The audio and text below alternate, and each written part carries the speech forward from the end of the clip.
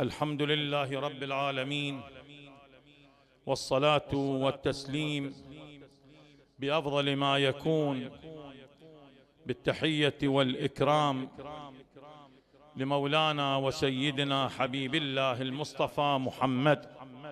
اللهم صل على محمد وآل محمد وعلى آله الطيبين الطاهرين المنتجبين، واللعنة الدائمة على أعدائهم أجمعين، لا سيما من آذى إمامنا الحسن وظلم إمامنا الحسن واشترك في قتل الإمام الحسن. اللهم عجل لوليك الفرج، سهل له المخرج، هب لنا رأفته ورحمته ودعاءه، واجعل هذا المجلس وباقي المجالس في طريق سلوة لإمامنا صاحب العصر والزمان، نسر قلبه بذكر الإمام الحسن المجتبى سلام الله عليه، واسأل الله أن يجعلنا وإياكم من خدامه وشيعته والمحبين له بالقلب واللسان والعمل. نبارك لرسول الله ولمولانا أمير المؤمنين وللسيدة الطاهرة الطيبة سيدة نساء العالمين، ونبارك لمولانا الحسين وأئمة أهل البيت سلام الله عليهم أجمعين هذه الذكرى الطيبة الولادة الميمونة. وما عسى الإنسان أن يتكلم في فضل إمامنا الصبط الأكبر كما عبر القرآن الكريم وهو من أهل آية التطهير. بسم الله الرحمن الرحيم: إنما يريد الله ليذهب عنكم الرجس أهل البيت، إنما يريد الله ليذهب عنكم الرجس أهل البيت ويطهركم تطهيرا. وما عسى الإنسان أن يتكلم في من جعله الله وأوجب علينا مودته، بل أوجبها على جميع المسلمين إلى يوم الدين، إذ قال في كتابه الكريم: بسم الله الرحمن الرحيم: قل لا أسألكم عليه أجرا إلا المودة في القربى. والذي عبر عنه القرآن الكريم كما في آية المباهلة: وأبناءنا وأبناءكم.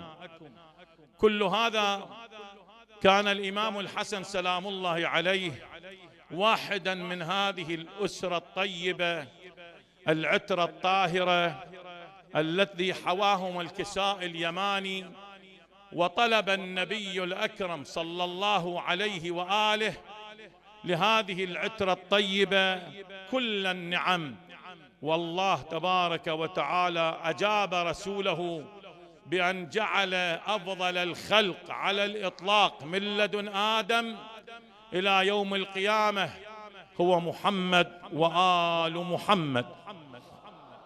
اللهم صل على محمد وآل محمد وعجل فرجهم.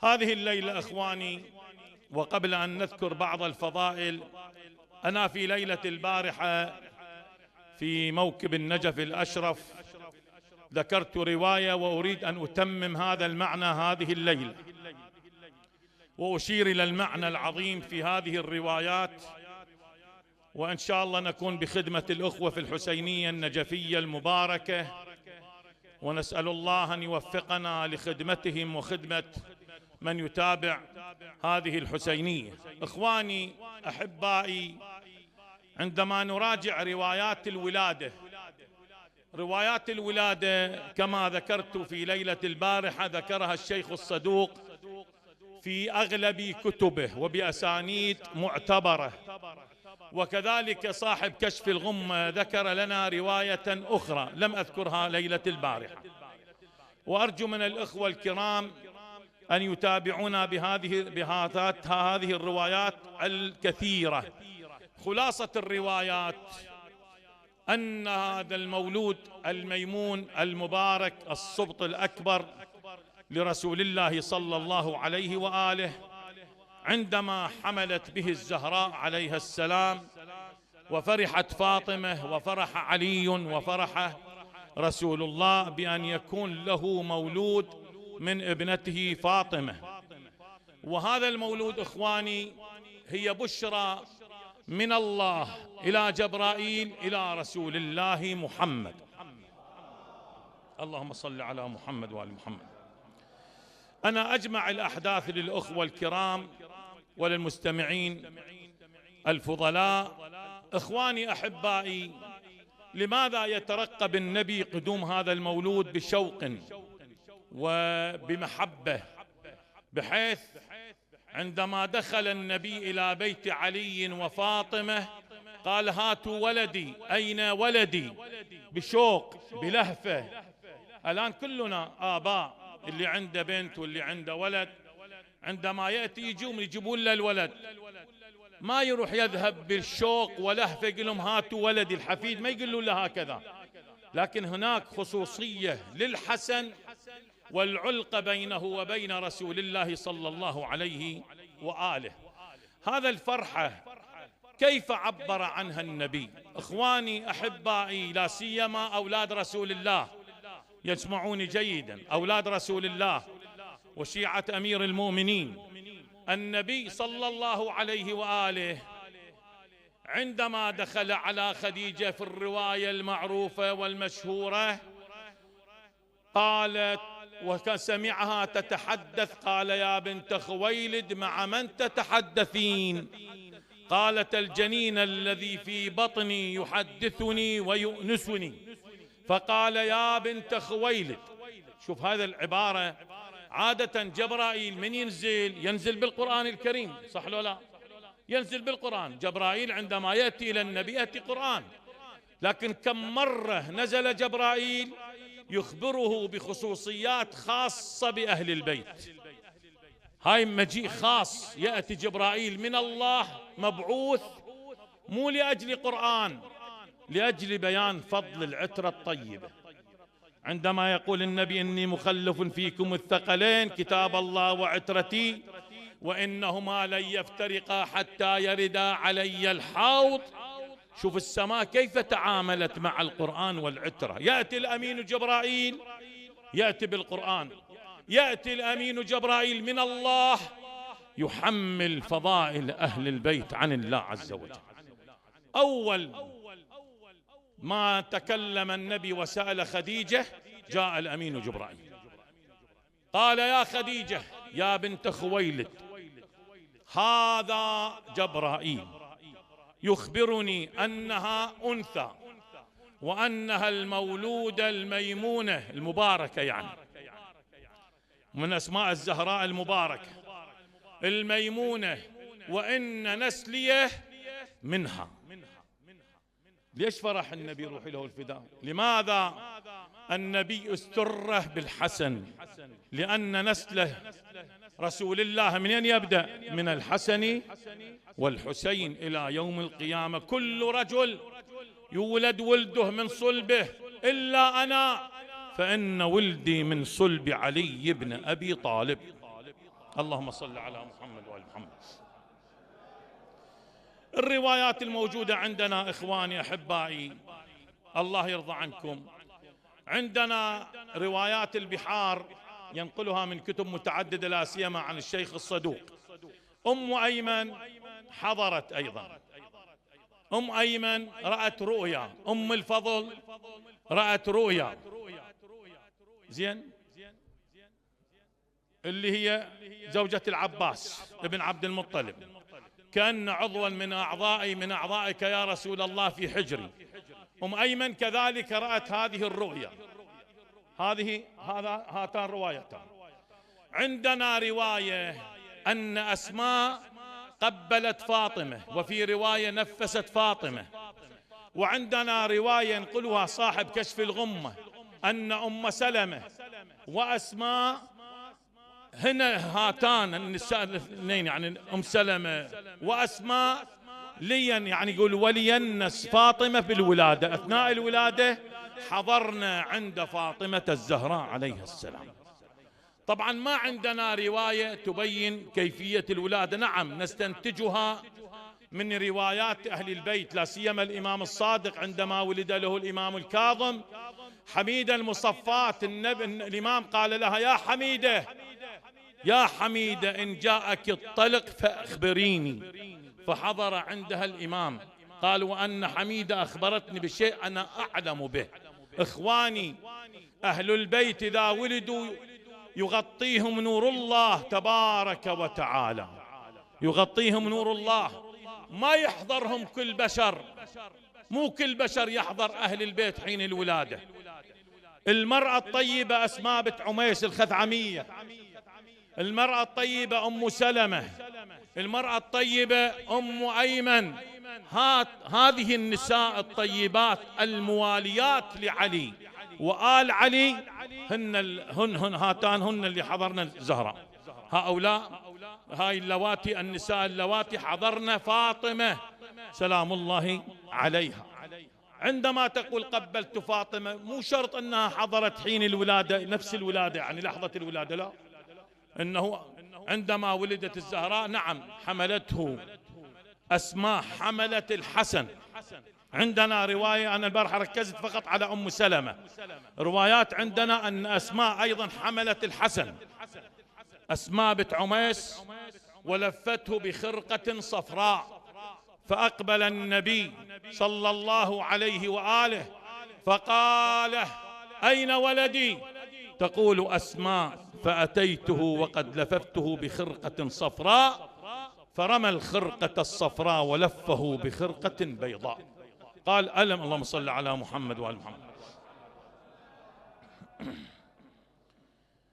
نفس الكلام بالحسين عليه السلام، أسماء أيضا حاضرة كانت وأم أيمن حاضرة، أنه لفته بخرقة بيضاء.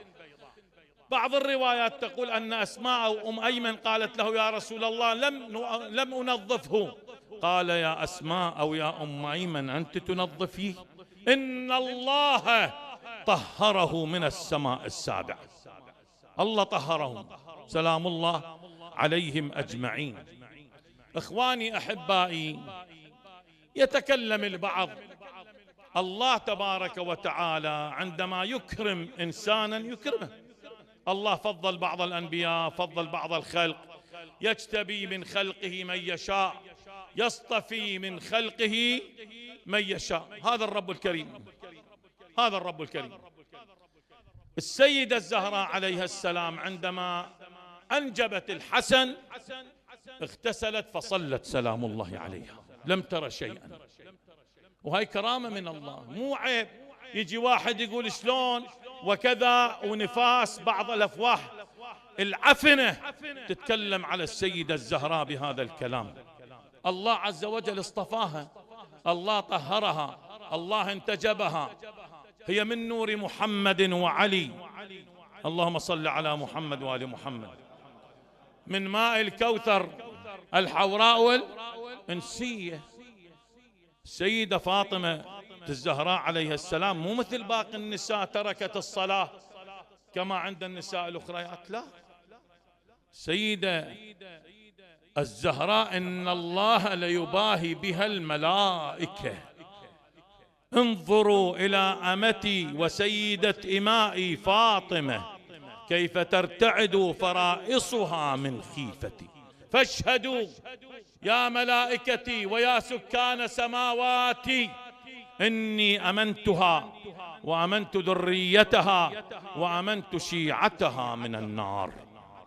اللهم صل على محمد وآل محمد. إخواني أحبائي، هاي خصوصية لأهل البيت عليه السلام، أن الله عز وجل اصطفى الزهراء واصطفى الحسن المجتبى سلام الله عليه. وما يحضر النساء، ما عندنا رواية أنه امرأة غريبة حضرت حين ولادة الحسن. نعم أسماء، أم أيمن، أم سلمة، هذه النساء، أم سلمة مبشرة بالجنة، أسماء بنت عميس هاي المرأة الطيبة الطاهرة الموالية التي لم تفارق الزهراء إلى حين شهادة فاطمة، أسماء عندها علقة خاصة بالسيدة الزهراء عليها السلام، لم تفارق الزهراء. ولد الحسن فجاء الأمين جبرائيل مبشرا رسول الله من الله يقرئك التحية والسلام. أنا بينت الرواية عندما قال له سمه شبر قال الشبر ما معناه في اللغة العربية؟ قال الحسن، فسماه الله عز وجل بالحسن. شبر بلغة موسى وهارون، لكن باللغة العربية شبر بمعنى الحسن، وشبير بمعنى الحسين، فسماه الله عز وجل بالحسن. وحضر الحسن وكان في حجر علي وحجر رسول الله.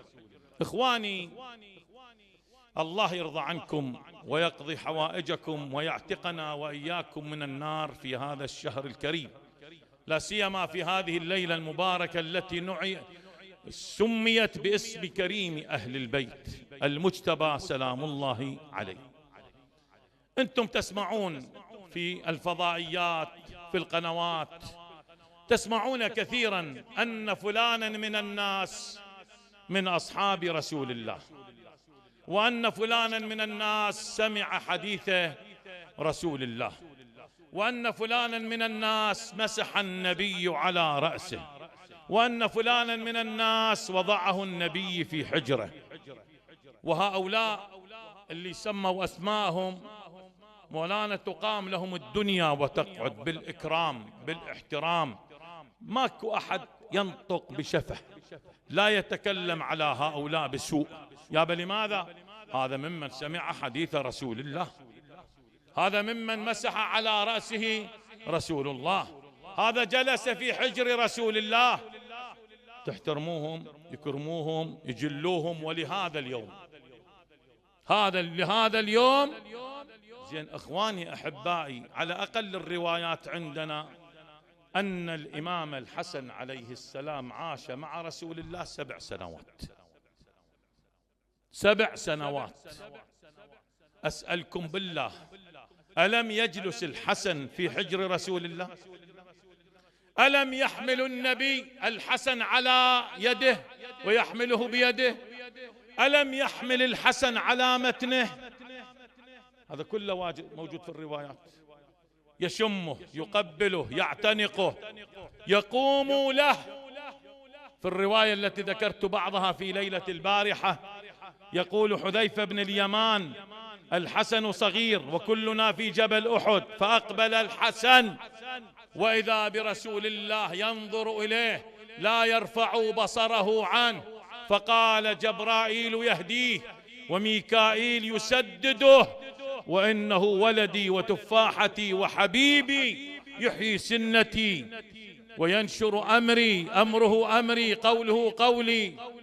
زين، من أطاعه أطاع الله، ومن عصاه شو يقول النبي؟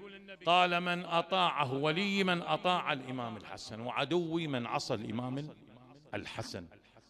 ثم قال: هو هدية من رب العالمين لي، هدية الله للرسول هو الإمام الحسن سلام الله عليه. لماذا لا تعطون للحسن حق؟ بينكم ما بين الله الآن شوفوا، راجعوا الكتب، راجعوا صحيح البخاري وصحيح مسلم وسنن ابن ماجه وفلان وفلان. فقط نعم اللي أنصف الإمام الحسن القندوزي الحنفي وأحمد ابن حنبل في بعض أحاديث مسنده. لماذا لا تأتون للحسن تسموه صاحب رسول الله؟ لماذا تتكلمون عليه بسوء؟ لماذا تضعفون من هذه الشخصية العظيمة اللي مدحها القرآن الكريم والتي أكرمها رسول الله صلى الله عليه وآله؟ شنو معنى النبي يقول قوله قولي وأمره أمري؟ أمره أمري، تدري لو لا؟ يعني إذا أمر الإمام الحسن عليه السلام بشيء هو أمر من رسول الله محمد. اللهم صل على محمد وآل محمد. أنا أقرأ لك مقطع من رواية الشيخ الصدوق أعلى الله مقامه. هذه الرواية تبين، بعد لا نحتاج إلى مدح أحد للإمام الحسن، نحن لسنا بحاجة إلى راو أو محدث أو خطيب من غير جهة أهل البيت يمدح الإمام الحسن، وليس هؤلاء هو الذي يرفع شأنه. بل نحن بذكر الإمام الحسن نكرم ونحترم ونجل. الله يعلي شأننا نحن ببركة الإمام الحسن.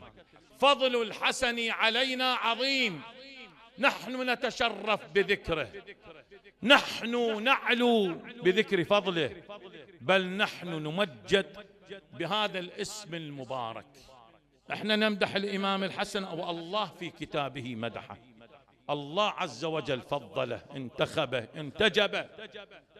الله عز وجل انتخب، ورسول الله أثنى على ولده الحسن. ماذا قال النبي صلى الله عليه وآله؟ إخواني أحبائي، الرواية ينقلها الشيخ الصدوق في كتاب الأمالي، وينقلها رجل مقبول عند الفريقين وهو ابن عباس.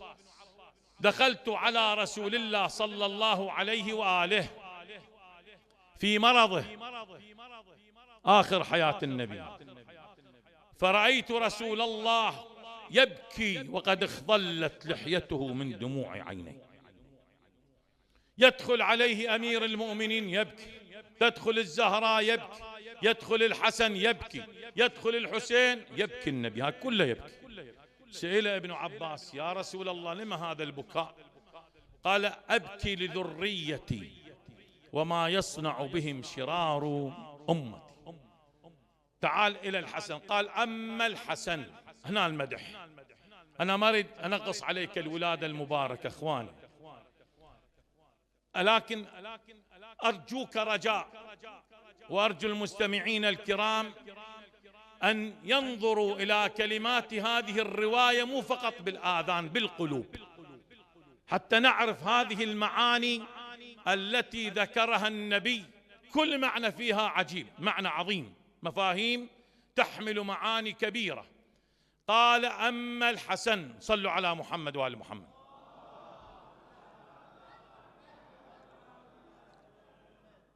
أدري الأخوة بس يوزعون ماي، شربت ما وزعوا، لو وزعوا شربت عمي.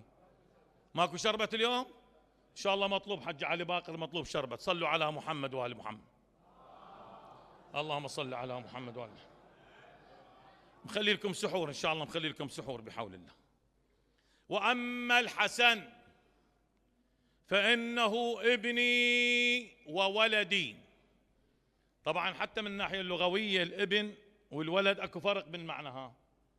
الابن للذكر يقال، والولد تشمل الذكر والأنثى، لكن رغم ذلك النبي أطلق المصطلحين سوية من كل الجوانب. يريد يقول هذا ولدي من كل الجوانب، ابني وولدي ومني وقرة عيني وضياء قلبي. شنو التعابير هاي؟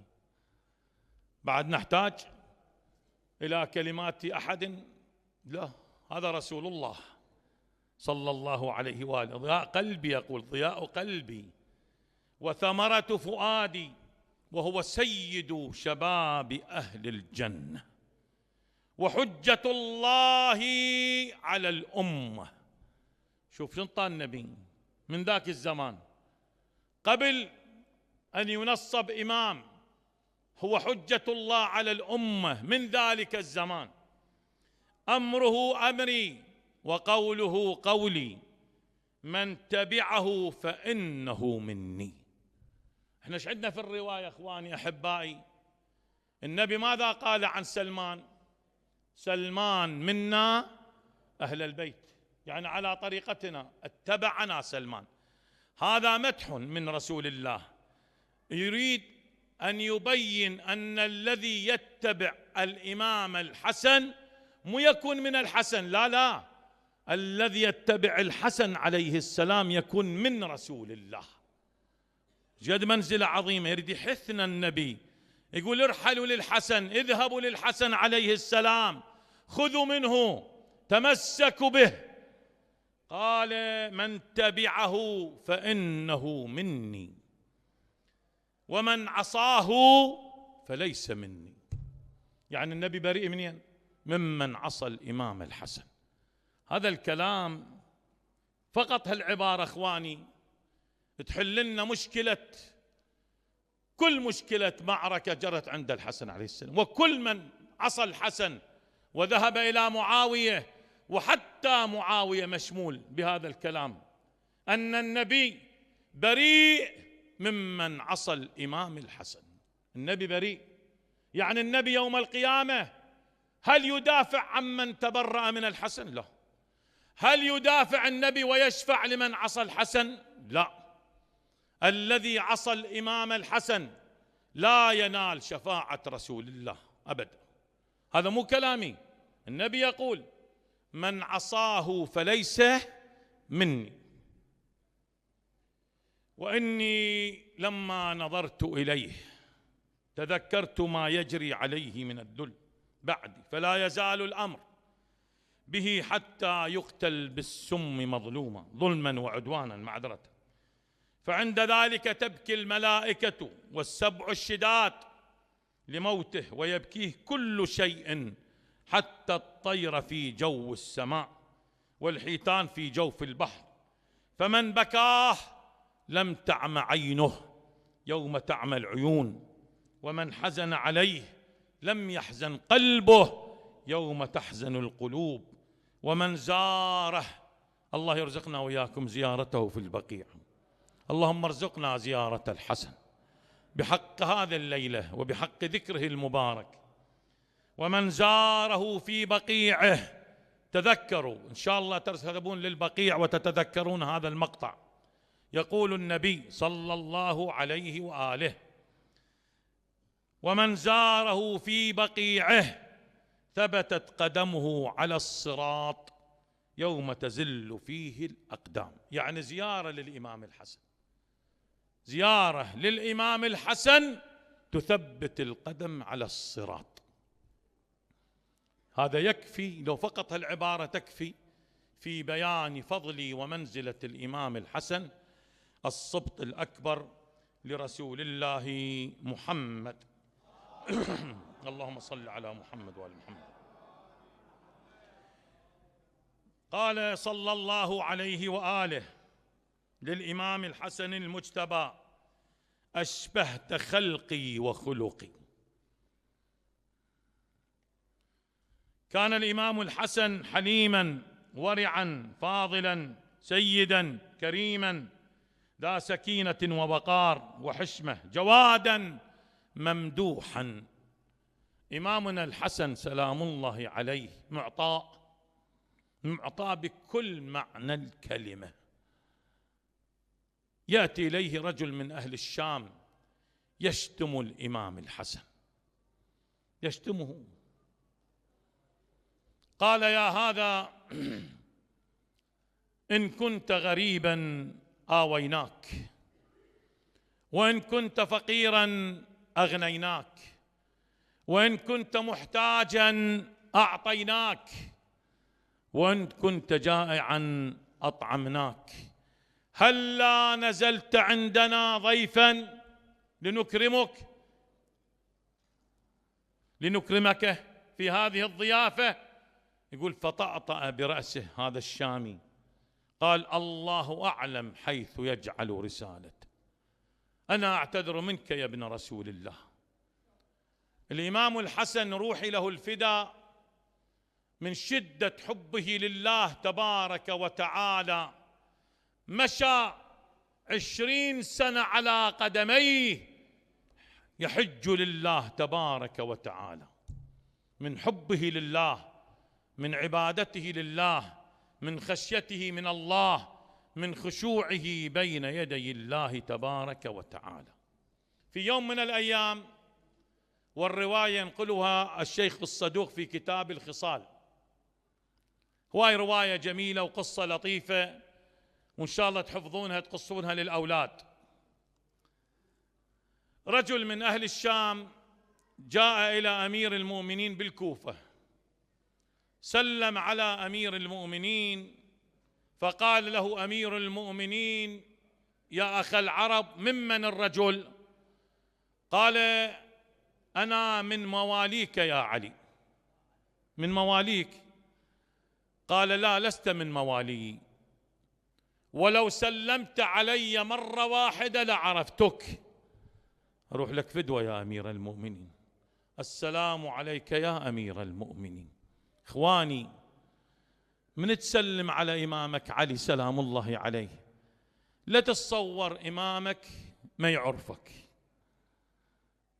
سلامك على علي عليه السلام في دار الدنيا يبشرك في الآخرة، عندما يقف علي يقول للنار هذا لك وهذا لي، يكتب على محبي علي في الجباه هذا محب لعلي بن أبي طالب.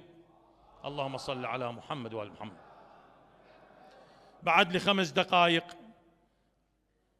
هسه بعدنا أول ليلة وهذا حج علي باقر بعد سكينة خاصرة صار لنا. بسم الله الرحمن الرحيم. بعد 5 دقائق عمي بس أقرأ الرواية الأخوة، القصة لطيفة الأخوة يشوفوها إن شاء الله، الله يبارك بيهم، والأخوة السامعين هم يستفيدون منها. رواية وكرامة لإمامنا الحسن سلام الله عليه. هذا الشامي يسأل أمير، قال له أنت لست من جماعتنا، ولو سلم علي مرة واحدة لعرفتك، ممن الرجل؟ قال له والله يا أمير المؤمنين أنا من أهل الشام، أرسلني معاوية إليك. قال له لعلك من أهل الحرب، ممن اشترك يعني بالحرب على ضدنا؟ قال له إيه. قال له ما دمت لم تحدث في بلدي حدثا يذي المسلمين أنت في أمان. شوف كرم علي سلام الله عليه. شوف هذا الكرم، هاي الإنسانية العظيمة. إن شاء الله نكون بخدمتكم في ليالي أمير المؤمنين. ليلة غد أرجوكم، ليلة غد ليلة مباركة إخواني، ليلة غد ليلة بدر الكبرى، اعطوها أهمية، يستحب بها الغسل أيضا، اعطوها أهمية لأنها ليلة بشرى للدين وليلة بشرى لرسول الله وكرامة لمولانا أمير المؤمنين. اعطوها اهتمام ليلة غد، الله يرضى عنكم. قال له شو تريد؟ خلاصة الرواية أنقل لك إياها في باب العشرة، اللي يحب يراجعها في باب العشرة في كتاب الخصال. قال له والله هذا ملك الروم ودى مسائل المعاوية ولم يعرف أن يجيب عنها المسائل، ما يعرف يجيب عنها. قال له قبحه الله، أعتق جارية ولم يعرف كيف يتزوجه، ما يعرف الأحكام الشرعية يعني. قال له ايش عندك من مسائل؟ قال له عندي مسائل يا أمير المؤمنين. قال له شوف تعبير علي، منو كان مع علي سلام الله عليه؟ كان الحسن والحسين ومحمد بن الحنفية، 3 أولاد علي. التفت إمامنا أمير المؤمنين لهذا الشامي، شلون عبارة دقيقة إخواني أحبائي مشايخنا الكبار سادتنا الأجلاء. قال له يا أخ الشام، هذان ابنا رسول الله على الحسن والحسين، وهذا ابني، فسل أيهم شئت. قال له أسأل هذا، وأشار للإمام الحسن عليه السلام. هذا استغرب، قال له أسأل هذا. سبحان الله. قال له كم بين المشرق والمغرب؟ قال له مد البصر. قال له كم بين السماء والأرض؟ قال له دعوة المظلوم، لأن دعوة المظلوم ليس بينها وبين الله حجاب.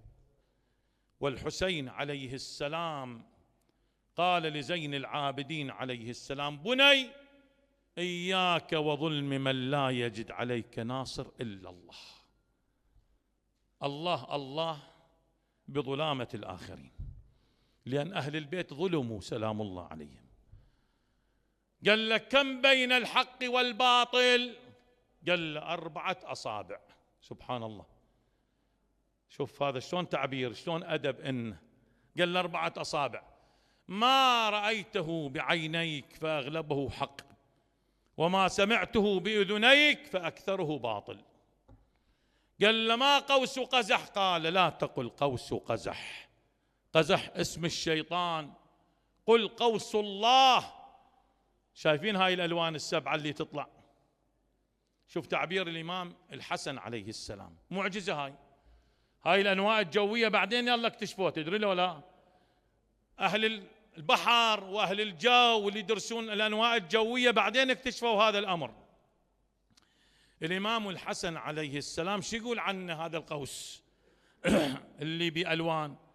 قال هو علامة للخصب، يعني يطلع بالربيع عادة، يعني أن الأرض تخضر. بعد وأمان لأهل الأرض من الغرق. شوف هاي العلامة عجيبة، إذا خرج هذا القوس يعني البحارة يطمئنون، لأن قعر البحر يكون مستقر، ماكو غرق، ماكو هيجان للبحر. الإمام يقول، إمامنا الحسن عليه السلام يقول أمان لأهل الأرض من الغرق. هذا علم، هذا علم ذاك اليوم يعني اكتشفه. هسه الآن العلم الحديث اكتشف هذا الأمر. ثم قال له يا ابن رسول الله 10 أشياء بعضها أشد من بعض، وذكر لها. أول ما خلق الله الحجر، ثم خلق الحديد، ثم خلق النار تذيب الحديد، ثم خلق الماء يطفئ النار، ثم خرج السحب، ثم الريح، ثم الرياح، إلى الملك الموت، إلى أمر الله تبارك وتعالى. يقول فأخذ الأجوبة هذا الشامي وذهب إلى معاوية، أرسلها إلى ملك الروم، فأجاب ملك الروم معاوية فقال له لم تجيبني بغير جوابك؟ لم تجيبني بغير جوابك؟ إن هذا الجواب لا يخرج إلا من عترة نبيكم محمد. اللهم صل على محمد وآل محمد. اللهم أعزنا وأكرمنا. قال النبي صلى الله عليه وآله لفاطمة بعدما سألته يا رسول الله هذان ابناك فانحلهما، أعطيهم هدية نحلة. فقال رسول الله صلى الله عليه وآله أما الحسن فنحلته هيبتي وسؤددي، وأما الحسين فنحلته سخائي وشجاعتي. اللهم نتوجه إليك بأحب الخلق إليك محمد وعلي، اللهم صل على محمد وآل محمد، وعلي وفاطمة والحسن والحسين والذرية الطيبة من ذرية الحسين.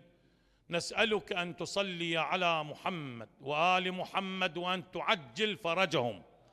اللهم عجل لوليك الفرج، سهل له المخرج. اللهم نسألك أن تعتقنا بحق الحسن من النار، تكرمنا هذه الليلة بقضاء الحوائج للدنيا والآخرة. اطلبوا إخواني، نحن في مجلس ذكر الله، في مجلس عبادة الله، ذكرهم ذكر الله عز وجل. اطلبوا حاجاتكم جزاكم الله خيرا. اللهم نسألك قضاء الحوائج للدنيا والآخرة لجميع الحاضرين والسامعين والمؤمنين ولمحبي إمامنا الحسن عليه السلام. اللهم ارحم موتانا، شافي مرضانا، لا تسلط على المؤمنين من لا يرحمهم يا الله. اللهم انتقم من الظالمين وأعداء الدين. اللهم ارزقنا الأمن والأمان في بلداننا وبلدان المؤمنين يا رب العالمين. من كانت له حاجة في هذا المجلس ومن استمع إلى هذا الذكر اقضي حوائجهم للدنيا والآخرة. أسألكم الدعاء، وإن شاء الله نكون بخدمتكم هذه الأيام، وادعوا لنا بالتوفيق جزاكم الله خير. اللهم ارحم العلماء والشهداء وخدمة الزهراء جميعا، ومن خدم في هذه الحسينية وغيرها من أسلافكم، ولأمواتكم وأموات السامعين، أموات الخدم في هذه الحسينية المباركة، وجميع خدام أهل البيت أمواتنا، وبالخصوص إلى شرفي وروحي مولانا إمامنا الحسن المجتبى وأولاده النجباء. نهدي للجميع ثواب سورة الفاتحة مسبوقة بالصلاة على محمد وآل محمد.